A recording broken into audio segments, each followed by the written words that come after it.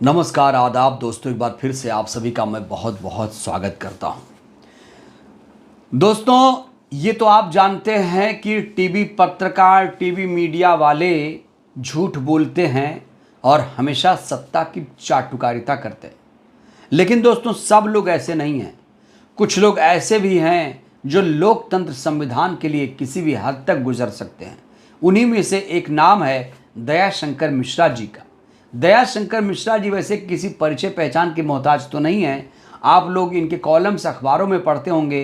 इनकी एक किताब भी राहुल गांधी पर आई है और इनकी किताब जब राहुल गांधी पर आई तब भी ये चर्चा में थे और आज एक बार फिर से दोस्तों ये चर्चा में आ गए हैं। इन्होंने दोस्तों बीजेपी आईटी सेल को लेकर एक बहुत बड़ा खुलासा किया है और देश के लोगों से क्या अपील इन्होंने की है वो भी दोस्तों मैं आपको इस वीडियो में दिखाऊंगा।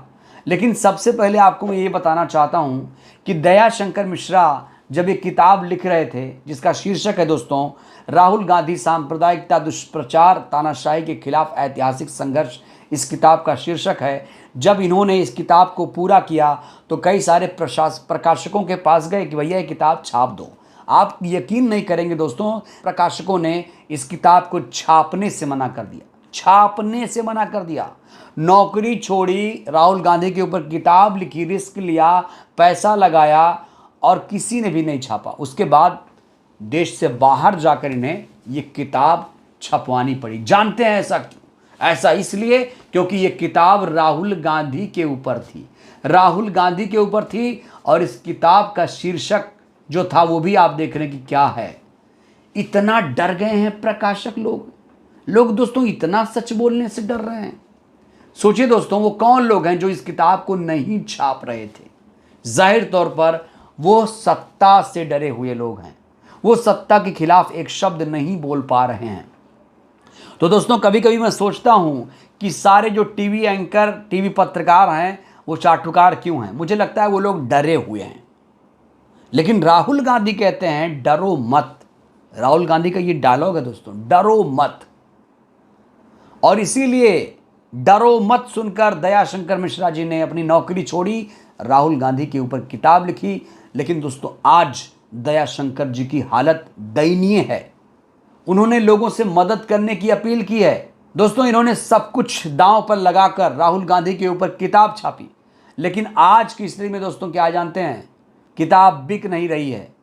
पहले तो किताब को छापने से मना कर दिया, अब इनकी किताब बिक नहीं रही है। यहां तक कि आप देखिए दोस्तों, ये देखिए, किताबों में दीमक लग गए हैं। किताब सड़नी शुरू हो चुकी है।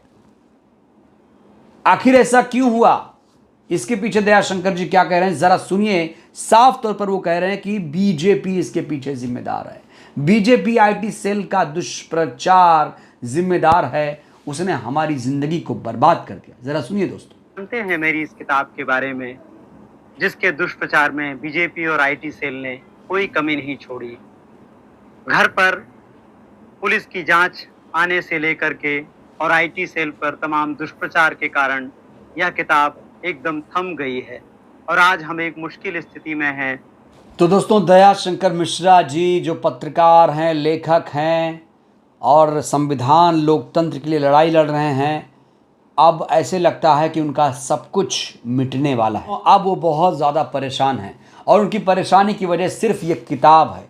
अगर उन्होंने मोदी जी के ऊपर किताब लिखी होती, अमित शाह जी के ऊपर किताब लिखी होती, योगी जी के ऊपर किताब लिखी होती, तो ऐसी स्थिति में दयाशंकर मिश्रा नहीं फंसते, बल्कि उन्हें फंड भी मिलता, पैसे भी मिलते। तो दयाशंकर जी, मैं आपसे ये सवाल पूछना चाहता हूँ, आपने क्यों रिस्क लिया सर? आपने क्यों रिस्क लिया?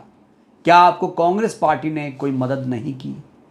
जवाब दीजिए दयाशंकर मिश्रा जी, आप जवाब दीजिए।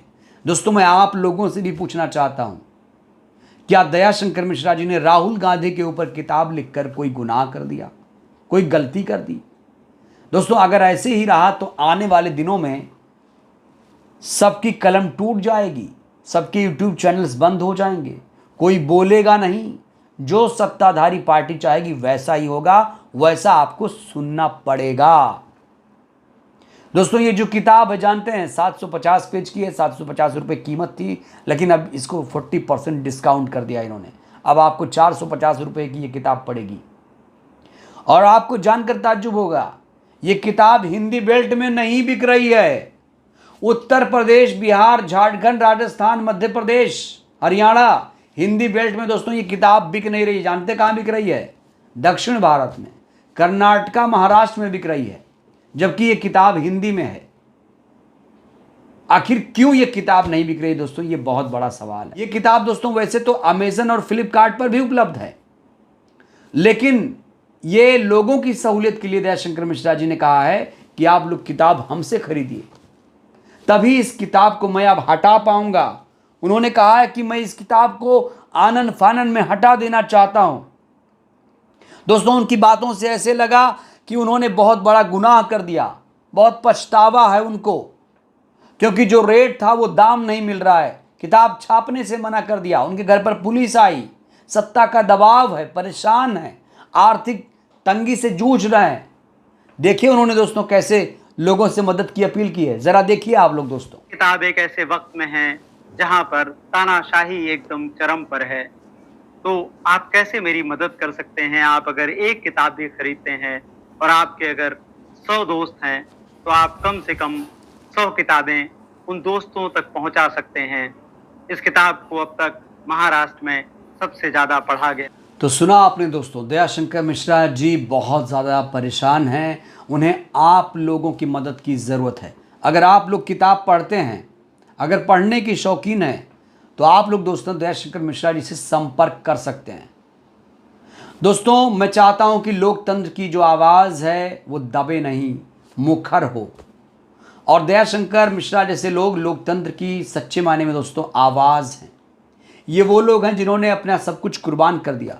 अच्छी खासी नौकरी चल रही थी, रिस्क लिया ना, राहुल गांधी पर किताब लिखा, रिस्क लिया ना दोस्तों। और आप देखिए कितना बड़ा रिस्क है, किताब में दीमक लग रहे हैं, बिक नहीं रही है, डिस्काउंट करना पड़ रहा है, हिंदी बेल्ट वाले खरीद नहीं पा रहे हैं, खरीद नहीं रहे हैं। अगर दोस्तों दयाशंकर मिश्रा जी बर्बाद हुए तो यकीन मानिए आने वाले दिनों में कोई भी किताब नहीं लिखेगा, और राहुल गांधी पर तो बिल्कुल दोस्तों कोई किताब नहीं लिखेगा। दोस्तों 2014 के बाद आप बताइए राहुल गांधी पर कितनी किताबें आई? दोस्तों मुझे तो नहीं याद है।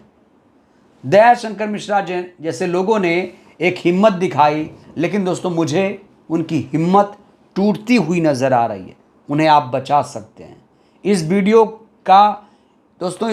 को बनाने का उद्देश्य, मकसद मेरा सिर्फ यही है, आपको अवेयर करना, आपको बताना कि देश में चल क्या रहा है, सच्चा कौन है, झूठा कौन है, ये आप तय करिए।